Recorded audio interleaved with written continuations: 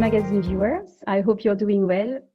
Today we are welcoming a new guest in our Ask the Expert section.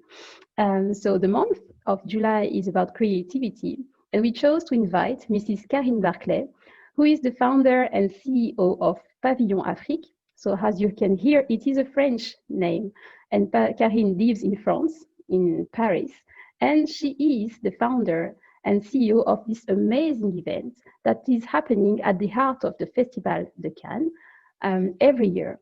So without further ado, welcome to the show, Karine. Thank you so much. We're so glad to have you today.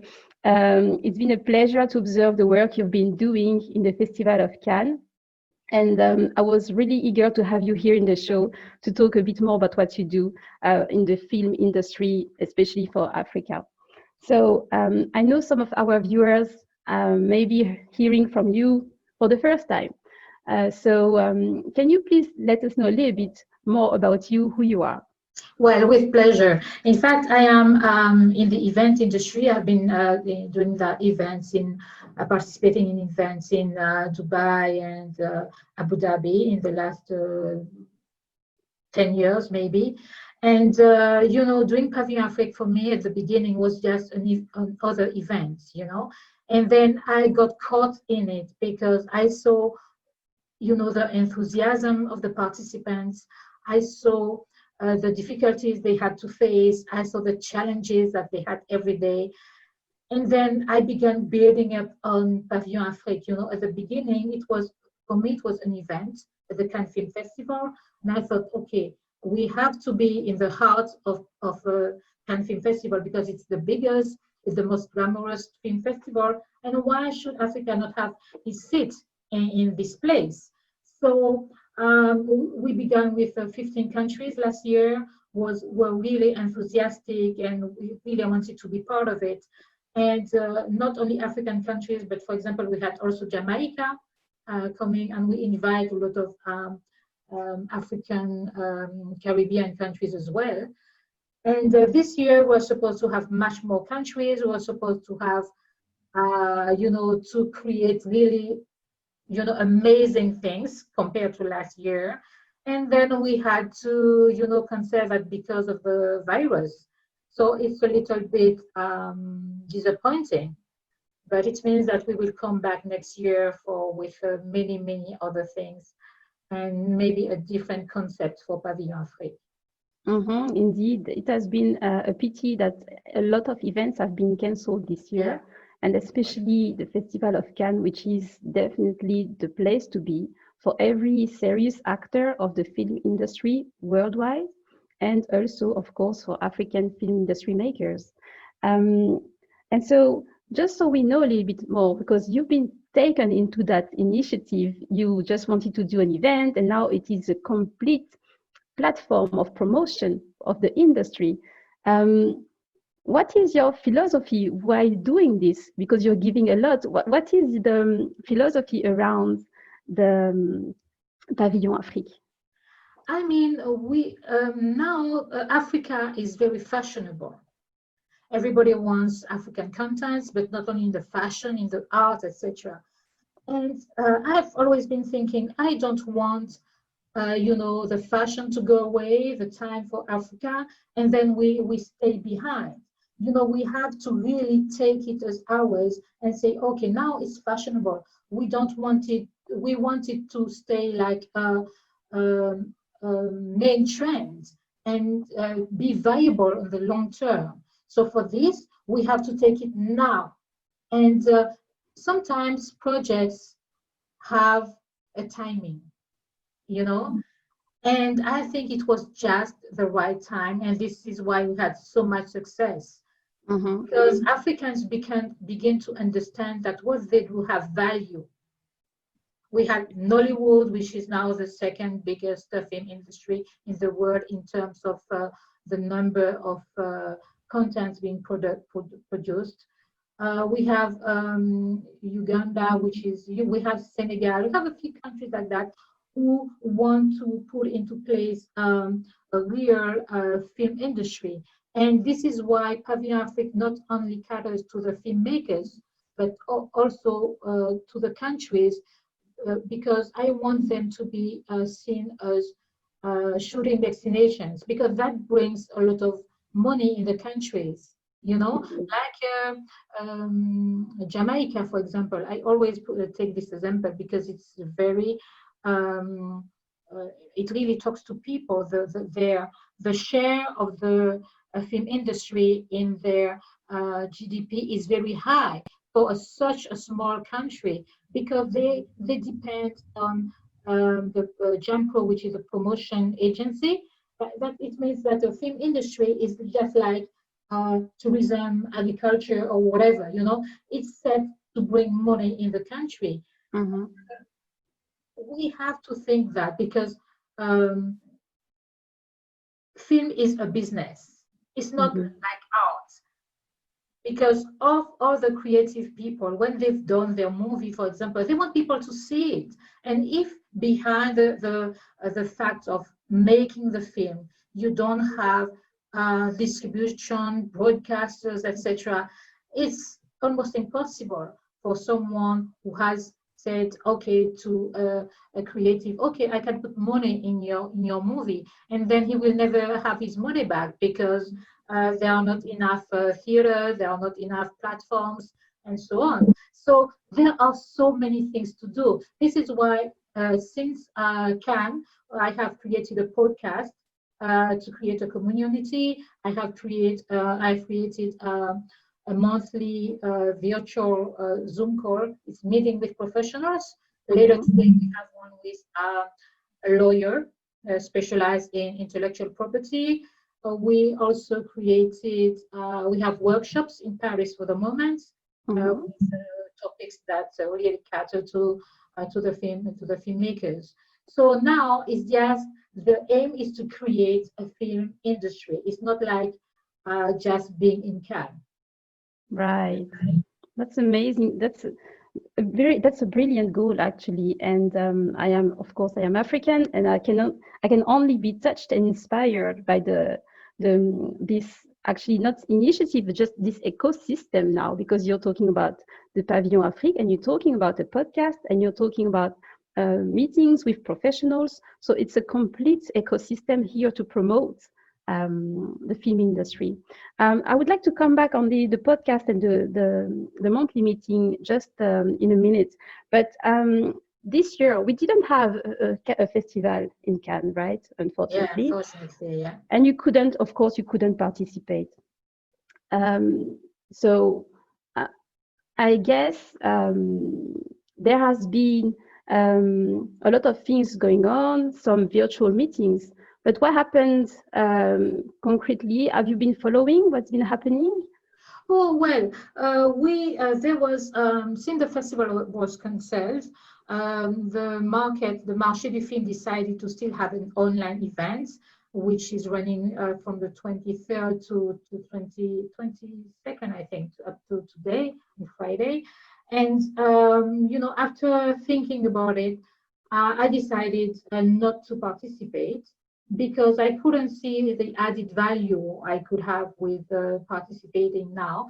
So what I did is just to fuel our participants who had contents to be sold to broadcasters and distributors and sales agents, because this is what they need. So I always think in terms of, what do people need, And after, I think the first virtual event we had, they said, okay, we need sales agent. Some of them didn't really know how it works really. So I put in contact those filmmakers with sales agents or distributors. Mm-hmm. And some of them say, okay, if you feel that you can't sell your content yourself, you can just go and buy an accreditation of the film under the film market, Mm-hmm. And because there are so many things going on in the film market, so many virtual events already, and we do that. We've been doing that for some time already. So I said, okay, why should I do this again during the film market when there are so many people doing that. The Mhm. idea is not to replicate what people do, and some of them do it quite well.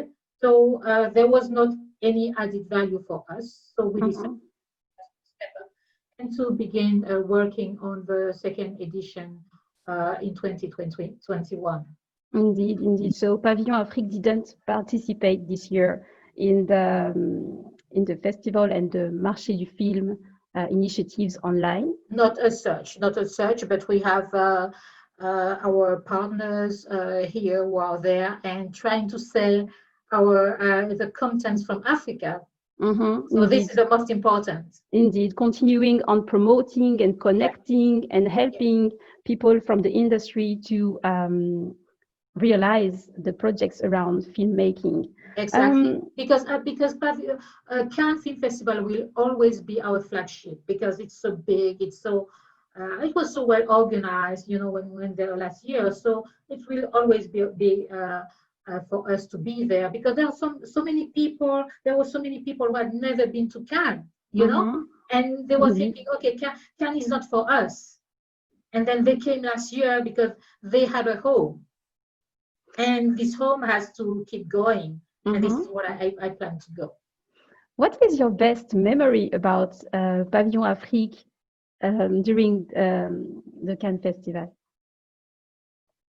Um, it would be more like a general sensation.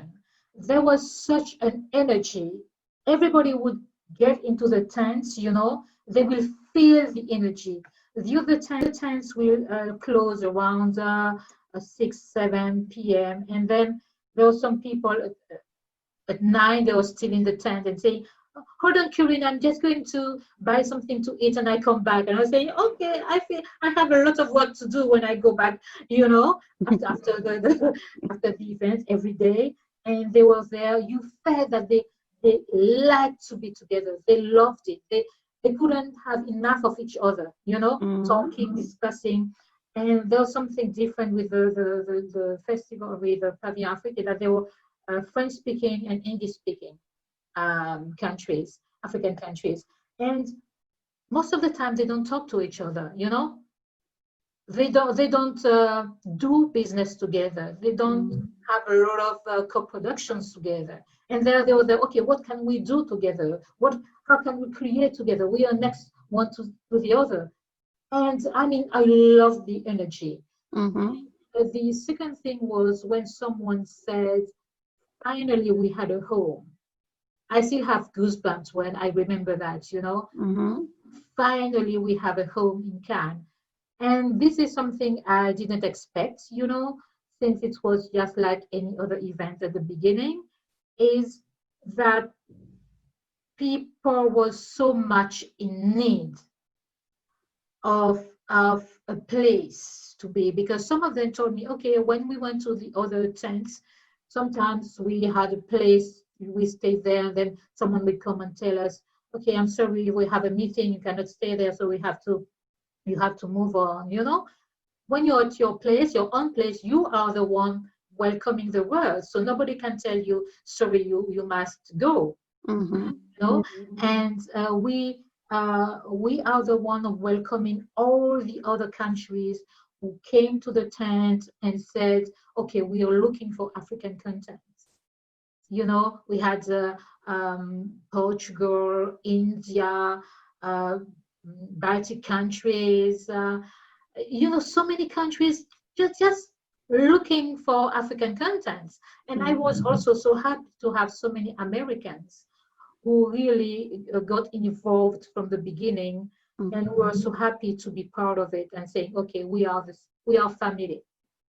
Wow. So there is clearly a demand, and Yes. when there is a demand, there's clearly a business. And I hope our viewers, especially the ones who are involved and interested into filmmaking and any type of jobs related to the industry, will understand there is a big stake here and there is a big game to play. That's amazing. I Yes. love hearing you telling stories about the whole thing. I love it. And you know what I've been doing also since last year is just trying to connect filmmakers and distributors or broadcasters and sales agents. It's not, I'm not doing just for Cannes, Cannes is the biggest event. So now, in the film market, they can try to sell it. But I have a few good stories when a producer or sales agent, they meet and okay, they're happy someone take their movie in charge and will try to sell it. And this is what is most important, because when you sell your content, you can use the money just to invest in another content. If you don't, it stays a cupboard, and you have to look for money again and try to find it. So I'm happy what I'm doing. Really, it's really fulfilling. It is. It really sounds and seems to be like very exciting in this kind of work. I can tell by listening to your stories. And so, speaking of the other ways that you use to promote and propulse African films, so we have the podcast. Why do you choose the podcast format when you can use maybe, I don't know, a YouTube channel, or why is the podcast a good way for what you do? We also have a YouTube channel. Okay. Sometimes we put our podcast on the YouTube, because the fact is that we want visibility for the people in the film industry in Africa and in the diaspora. So you have to use as many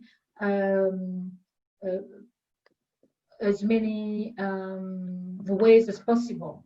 Yeah. And the podcast is a very new way of. It's not new, but it's really evolving now. It has been in the making for some years, and almost only the big companies or radios will use the podcast. And I think it will be the first podcast for African and the diaspora. And people can really talk about what they do, doing 30 to 40 minutes. They have time, people get to know them. And the idea is to create a community. And when you talk to people, when you get to know them, you can contact them and feel like there is already a link.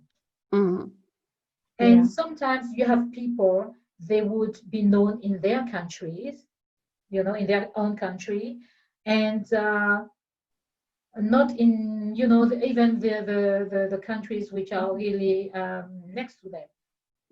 So the idea is to build, again, I'm sorry to say that, but it's really at the core of the actions, is to really create a community. You say, okay, you've heard these people talk, this person talking in a podcast, more in depth what they're talking, but it's only me interviewing, this person. So this is why I thought, okay, people may be interested in discussing, having an interaction. And this is why I said, okay, I'll create a Zoom event when people can really discuss, each exchange views, ask questions with film professionals around the world.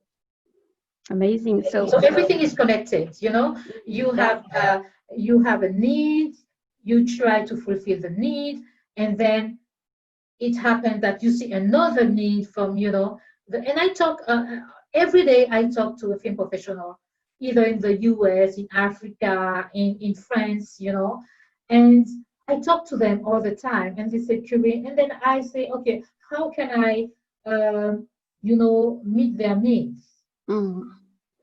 And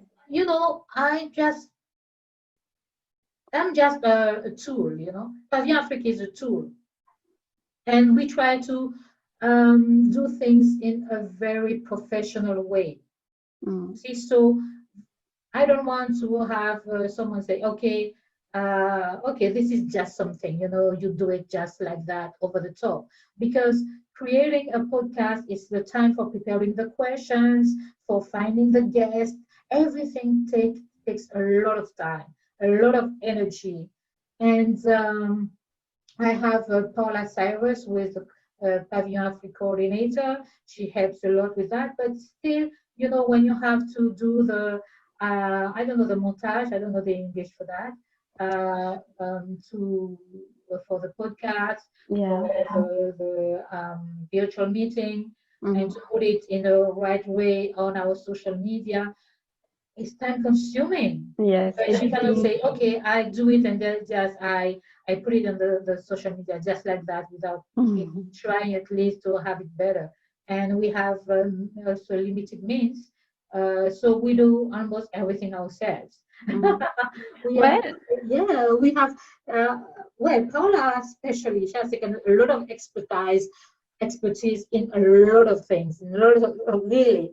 So, um, I think everybody was helping us to put the word out, mhm. and even though they cannot participate financially to say, okay, we, give you the place just to tell about Pavillon Afrique. We help you in so many ways, and people are always so enthusiastic. And this is what I will remember, and this is what keep us going. Mhm. Otherwise, it would have been difficult just to do things and don't feel that, and not feel that the people are interested and that they are really And committed. yeah, and committed, definitely. Mhm. Indeed. Yeah, indeed. Video editing, it takes a lot of video podcast editing. Yeah. It takes time, I can tell. And but when you're passionate, I guess you don't really measure the time you spend doing Yeah, it. yes. Believe me, sometimes you measure it. But still, Well, still well, this is also an the opportunity here to pleasures. say that if some of our viewers have skills in video, in edition, in in managing production of content for the different formats, podcast or Zoom meetings, etc., that they should make themselves known, especially if they love what you do. Oh, thank I you think so much. I Thank will you. definitely share the links on how they can get in touch with you. And Thank you so, so.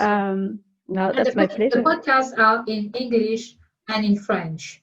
So we don't translate them yet, but Yeah. when the guest is English speaking, we do it in English. If it's in French, we do it in French. So Mhm. everybody has to something to listen to. Yes.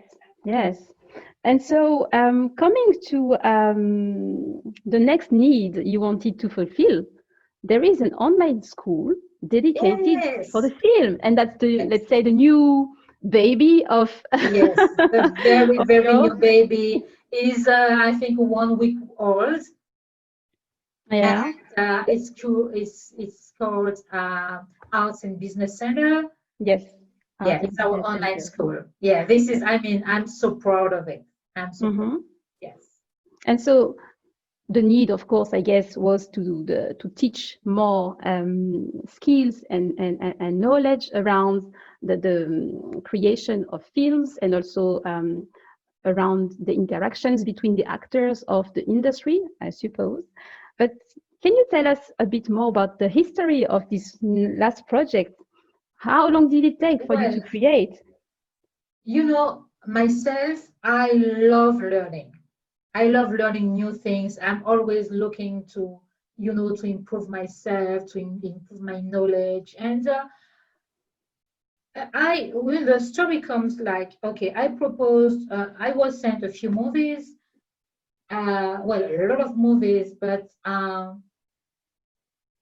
I proposed them to sales agents, distributors, and so on. And the comments that came back very often is that a lot of those movies were good. The artistic part was good, the story was good, but the technical part was really not that good, and they couldn't really take it because of that.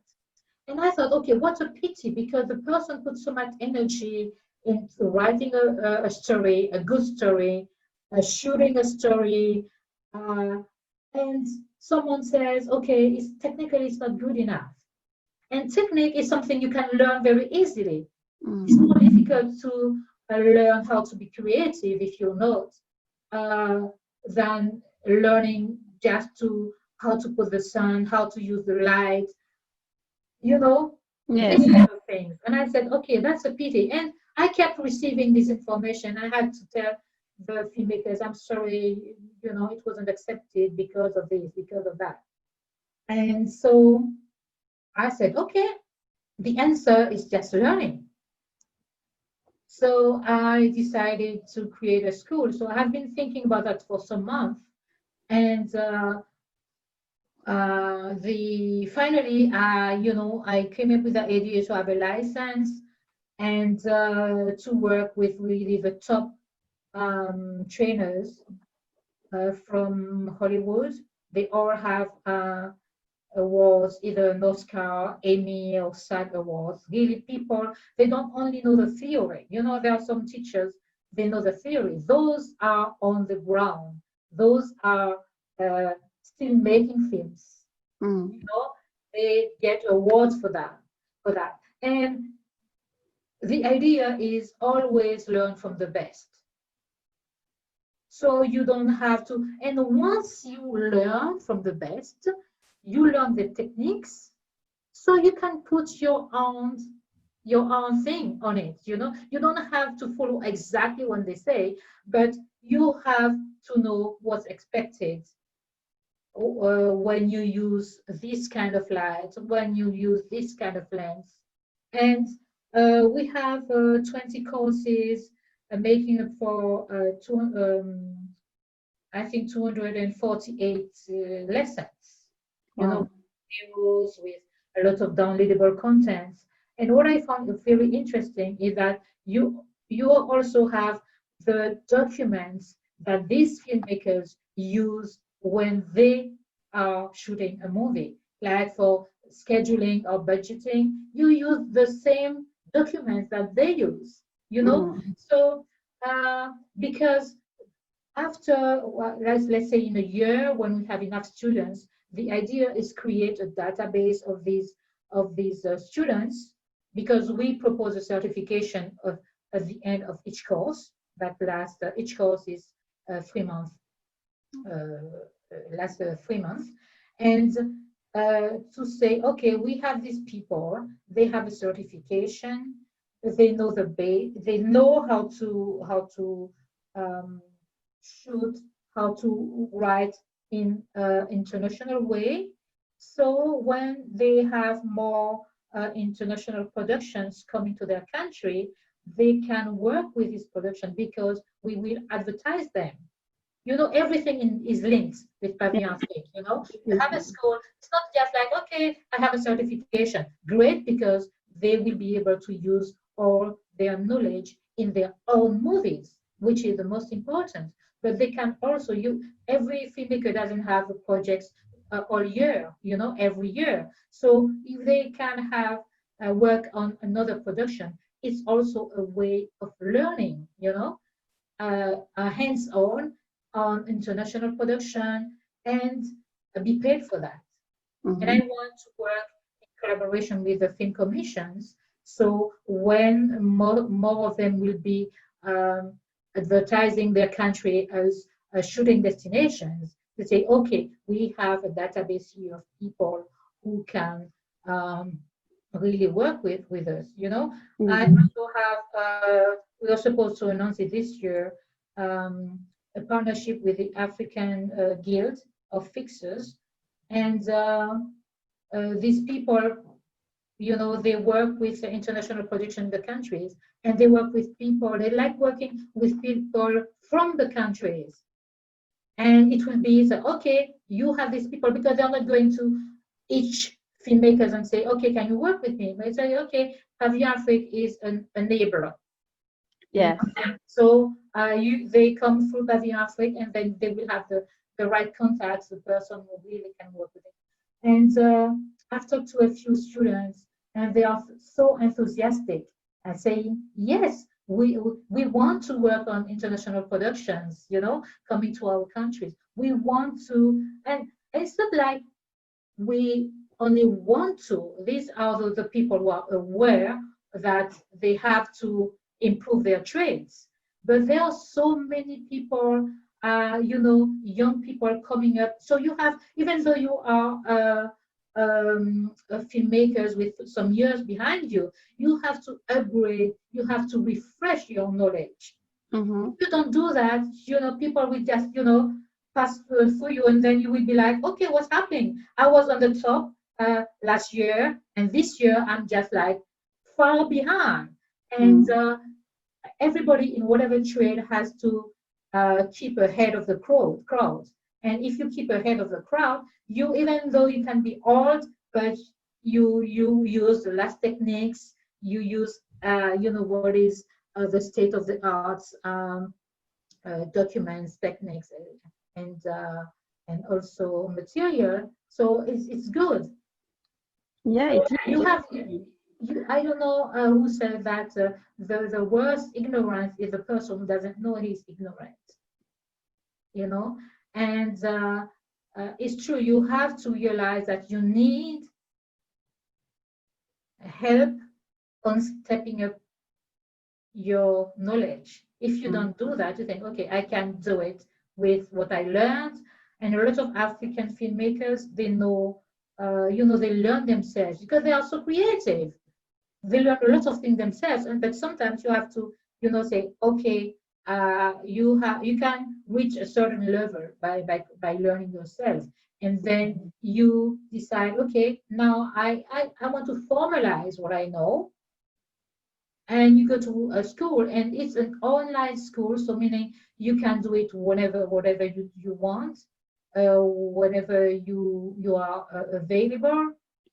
And this is as simple as that, and it doesn't come like a competitor to what is already existing. The school, there are some schools in Africa, good school in Africa, but there are some who cannot go and spend a year in school, or those who've been in school a few years back, and things change so quickly. So you can say, okay, let me take a course in scheduling, or in budgeting, or in um, screenwriting, or in what are the new trends? And they can just go and spend 3 months. Well, 3 months is the maximum, but you can do it in 1 month if you are in 2 months. I don't know. It depends on the time you have to dedicate to that.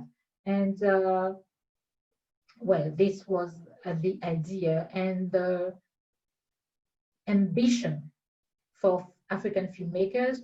But not only, we have students as well from France, we have from England as well, because it's just so easy. You just upgrade your skills, refresh your skills. You take a course, it's very affordable, and this is it. Yeah, so in practice, we have courses for every aspect. So you cover the whole chain of film production, from the administrative to the technical to the artistical point of view. Yes. And so the courses are in English? Yeah, they are in English for the moment. In English? Yeah. Okay. And there will be translations, I guess? Yeah, we will upgrade to French in a few months, I think. Yeah. Okay. And so who are the teachers, or are these is it like a format where you have a teacher who is explaining, or is it a course with all the information but without physical? Yes, there is a trainer, yes, a main trainer, and sometimes he some other people specialize in one field will come, and it's very interactive, it's very hands-on, because people don't want to be schooled. Those who come would be people who are already, in the industry. They don't want to be sitting there and taking notes.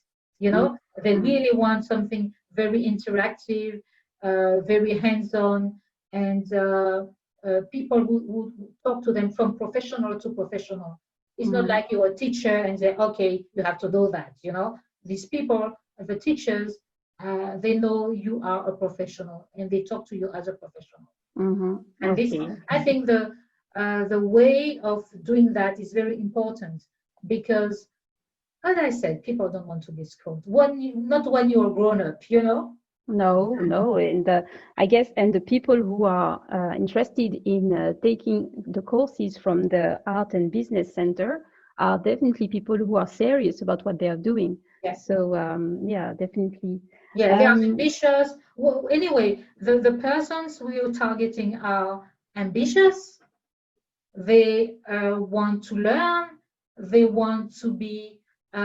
Yes, yesterday I was recording a podcast with Don Omope, who is a producer behind Wedding Party, in Nigeria, which was Yes. such a big hit.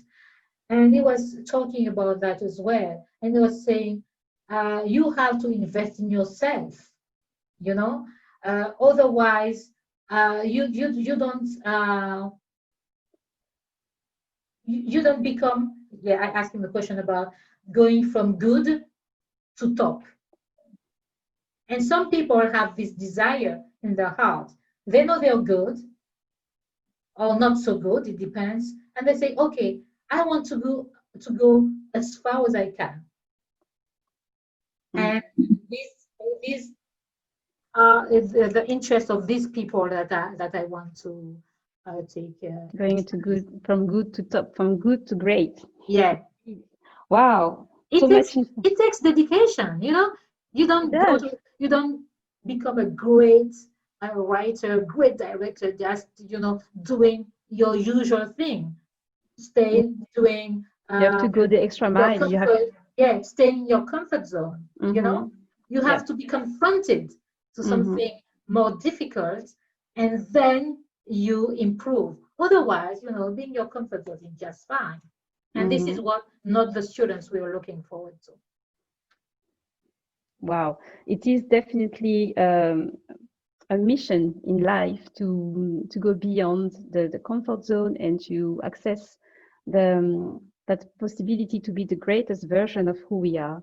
Um, this is a lot of information, very interesting, and I would like to ask you, how can people access the school? How does it work? How much does it cost? And the practical aspects.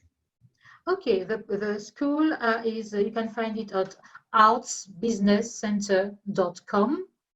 artsbusinesscenter.com. Mm-hmm. Each course is open for 3 months. It costs $149, which is far less in euros. And at the end of each course, as I said, you have a certification. And it's very, very easy just to go on the website to choose your first course, and that's it. You can begin straight away. Okay. And I mean, for your IAM viewers, I think I can make special deals, deal 15% less. Oh, brilliant. All of those. For that, you will have to write I am, and send an email to info@pavillonafrique.com. Okay. Info@pavillonafrique.com, and they will get a 15% discount. Oh, brilliant. We will add the information under the video Yeah, so that okay. people. It's the beginning. So, I mean, if people are interested, money shouldn't be an issue, even though it's very affordable, very for the quality of the content. It's really in depth. Each course is really in depth. So, Yes, it is. I think it is really an enabler, a very good way to propulse and promote and acquire knowledge in this field. It is very accessible, so we will put all the information thank you. under the video to make sure that our viewers and the ones who are interested, if not our viewers, will look into the offer. I would like to ask a last question before the conclusion. It is throughout your career and having collaborated with many, many, many professionals or semi-professionals in the industry, what would be your greatest advice for them to succeed in filmmaking? Well, there are so many film professionals in Africa with a lot of talent, very creative, and I think they should go more professional, but in a system, if each country could create a real system. So when a filmmaker would say, okay, they would go to school or not, they will create their first content, they will know where to go, they'll get some support from the government, uh, and go through a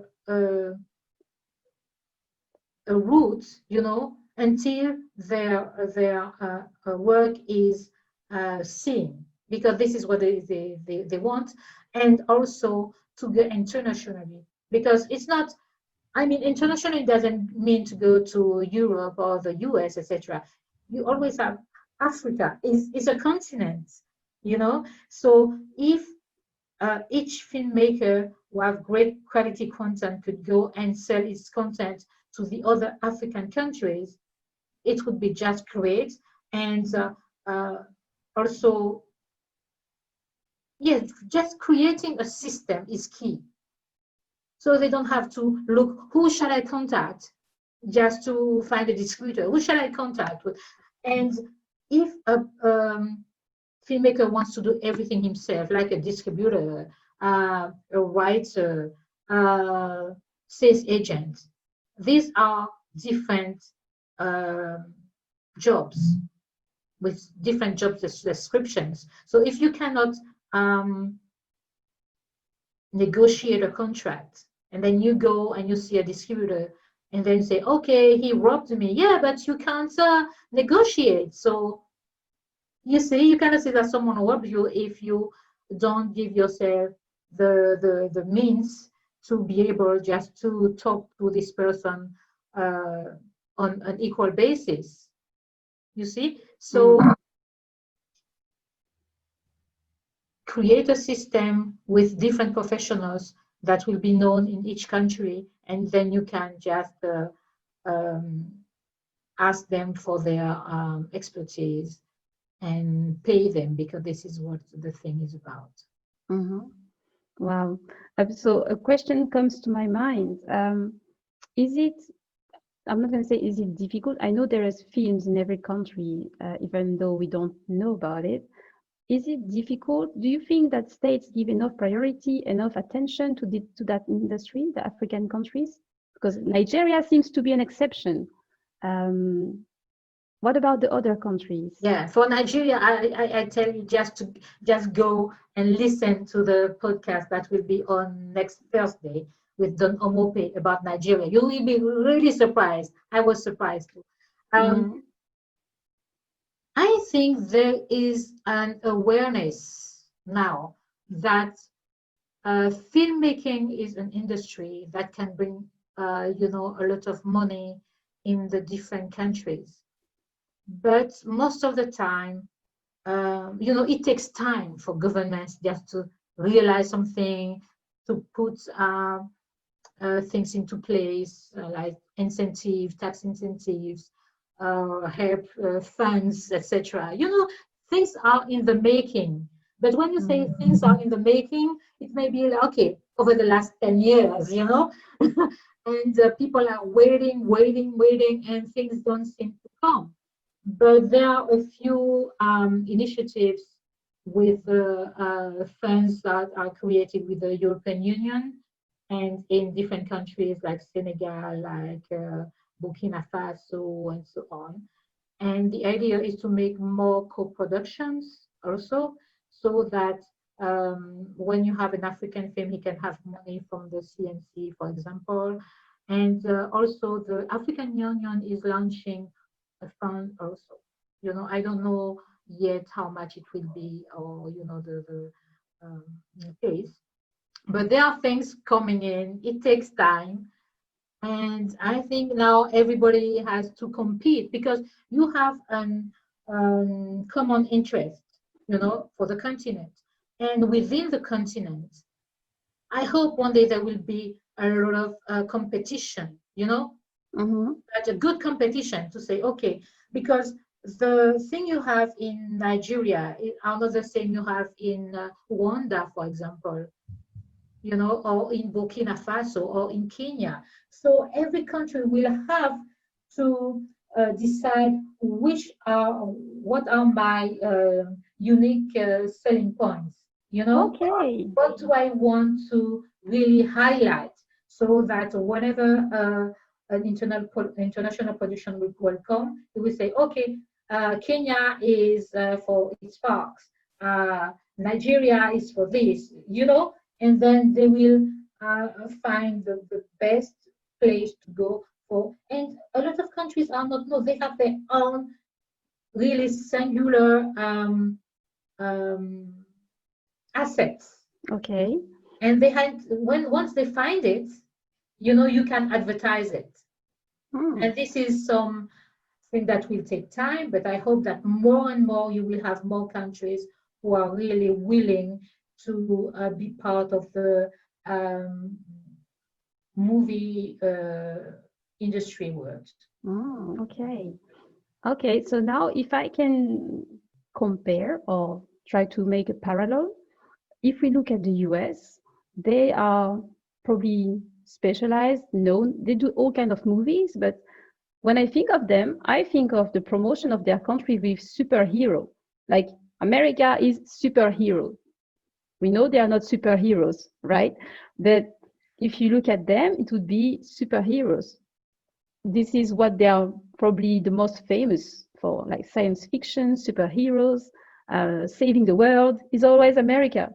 Is it their selling point then? Is it what we can identify as their unique selling point? I wouldn't say that. Their selling point would be like what they if they have great landscape. For example, a lot of films they would say, okay, they are shot in Morocco because they have landscape that are that look like some of the Americans, but the workforce is cheaper. So even Americans would go and shoot there. Okay. You see? Yeah. And also each state, well, a lot of states, I don't know if each of them, but a lot of states, they will give tax incentives. They will put into place a system just to attract Okay. filmmakers, even in the same country. So because it means that the restaurants will have work, the hotels will have work, and all these people working not in the film industry but around it, catering to some needs, they will have work. And they do that even in the same country. Just try to attract. What can I offer to attract? This is what I mean when I mean the unique selling point. So people will come because they will know that in this state or in this country, they will have this thing, and where, other place they wouldn't have. For example, in some countries, it's very difficult to have, or you have to pay customs duties to bring your material in. Even though you're not going to sell it, you're just going to use it. You still pay custom duties. Some countries, waive these duties because it can be a lot of money. Some other countries, for example, the drones, you cannot use a drone in the country. Some others open with conditions, of course, So when a filmmakers look at all these conditions, they say, okay, I need a drone. This country doesn't allow me, so okay, just forget about it. This one is very expensive. The custom duties are very expensive, very high. So no, it will be too much for my budget. So I'm not going to this country, And each everything is a line in the budget of a filmmaker. Okay, so it is really making the destination financially attractive for the production. Okay. Yes, and easily, because some countries may be expensive, but they have one-stop shop. Like you want to create to shoot a film in a country, okay, you just call this particular service, department, and you have all the information. In other countries, you have to call 1,000 people, or they give you different information. You see?